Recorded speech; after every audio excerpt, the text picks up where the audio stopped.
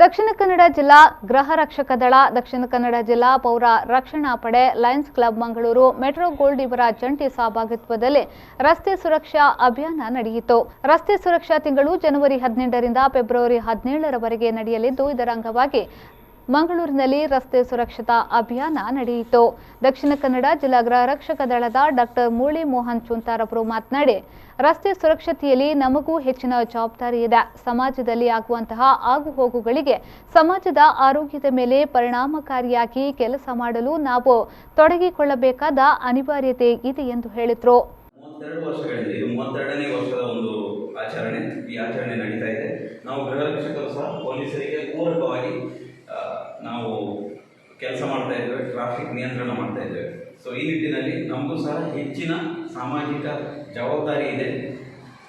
ಸಮಾಜದಲ್ಲಿ ಆಗುವಂತಹ ಆಗುಹೋಗುಗಳಿಗೆ ಸಮಾಜದ ಆರೋಗ್ಯದ ಮೇಲೆ ಪರಿಣಾಮಕಾರಿಯಾಗಿ ಕೆಲಸ ಮಾಡಲಿಕ್ಕೆ ನಾವು ತೊಡಗಿಸಿಕೊಳ್ಬೇಕಾದಂತಹ ಅನಿವಾರ್ಯತೆ ಇದೆ. ಈ ಸಂದರ್ಭದಲ್ಲಿ ಲಯನ್ಸ್ ಕ್ಲಬ್ ಮೆಟ್ರೋ ಗೋಲ್ಡ್ನ ಅಧ್ಯಕ್ಷರಾದ ಹರಿಪ್ರಸಾದ್ ರೈ ಉಪಸ್ಥಿತರಿದ್ದರು.